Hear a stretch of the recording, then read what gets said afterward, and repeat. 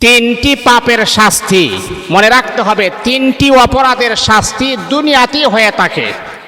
আপনি হয়তো জানেন না। এই যে আপনি পাপ করতেছেন, এই যে আপনি গুনাহের কাজ করতেছেন, এই যে একের পর এক আপনি অন্যায় অপরাধ করতেছেন, আপনি মনে করতেছেন কেউ দেখে না, কোনো সাক্ষী নাই, প্রমাণ নাই, ডকুমেন্ট নাই, দলিল নাই, আমি যে এই কাজগুলা করতেছি। মনে রাখতে হবে এই তিনটা পাপের পানিশমেন্ট আল্লাহ পাক রব্বুল আলামিন দুনিয়াতে তাকে দান করেন, দুনিয়াতে তাকে শাস্তি দেন। আমরা আসলে অনেকেই জানি না। তিলে তিলে আপনি মারা যাবেন, তিলে তিলে আপনি কষ্ট পাবেন এই তিনটা পাপ যদি আপনি করেন। রাসূল আকরাম সাল্লাল্লাহু আলাইহি ওয়াসাল্লাম বলেছেন, যদি কোনো ব্যক্তি বা যে সম্প্রদায়ে গুনাহের কাজ প্রবণতা লাভ পেয়ে যায়, গুনাহের প্রবণতা বেশি হয়ে যায়, সরাসরি বেশি হয়ে যায়, সেই এলাকাত বলেন অথবা সেই বনগোষ্ঠীত বলেন, যে কোনো প্রকারের আল্লাহ পাকের গজব নাজিল হয়ে যাবে। মনে রাখতে হবে, আপনারা অনেকে জানেন নূহ আলাইহিস সালাতু ওয়াস সালামের সম্প্রদায়কে আল্লাহ ধ্বংস করে দিয়েছিলেন। হুদ আলাইহিস সালাতু ওয়াস সালামের সম্প্রদায়কে আল্লাহ ধ্বংস করে দিয়েছিলেন। ফেরাউনের সম্প্রদায়কে আল্লাহ ধ্বংস করে দিয়েছিলেন। কেন? যখন তারা পাপের কাজ করতে থাকে, যখন তারা ছাড়ার কোনো সিদ্ধান্ত নেই না, তখন আল্লাহ তাআলা এইখানে আমার আল্লাহ গজব নাজিল করেন। এ বন্ধু আমার শোনা, এই তিনটা পাপ যদি আপনি করেন তাহলে আল্লাহ পাক রব্বুল আলামিন দুনিয়াতে আপনাকে গজব দিবেন, দুনিয়াতে আমার আল্লাহ আপনাকে মুসিবত দান করবেন, দুনিয়াতে আমার আল্লাহ এমন এমন রোগ আপনাকে দান করবেন যেটা কারোর কাছে বলতেও পারবেন না। এক নাম্বার হলো, আল্লাহ পাক রব্বুল আলামিনের কোন বান্দা বান্দে যদি জিনা করে, জিনা যদি ছাড়তে না পারি, জিনাকারী ব্যক্তি এবং নারী তাদেরকে আমার আল্লাহ এমন রোগ দান করেন যেই রোগটা কখনো মানুষের কাছে আপনি বলো বেড়াইতে পারবেন না। জিনা ছাড়তে পারেন না, জিনার একটা প্রবণতা বেড়ে গেছে। এই জিনা করতে আসেন তওবা করেন না, জিনা ছাড়তেও পারেন না। মনে রাখতে হবে আপনার শাস্তি দুনিয়াতেই হবে। আপনাকে আল্লাহ এমন রোগ দিবেন যেটা কারো কাছে বলতে পারবেন না, সইতেও পারবেন না।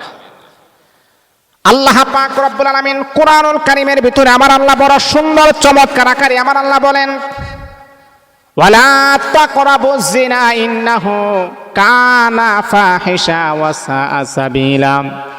আল্লাহ পাক রব্বুল আলামিন কোরআনুল কারীমের ভিতরে আমার আল্লাহ বড় সুন্দর চমৎকার আকারে আমার আল্লাহ বলে, বান্দারে জিনা করবা দূরের কথা, জিনাহের কাছেও তোমরা যেও না। কারণ হলো জিনা হলো মারাত্মক অপরাধ, যে অপরাধ তোমাদেরকে টেনে টেনে তোমাদেরকে জাহান্নামী বানায়া দিবে। ওয়ালা তাকরাবুজ জিনা, জিনা করবা দূরের কথা, তার দ্বারে কাছেও তোমরা যেও না।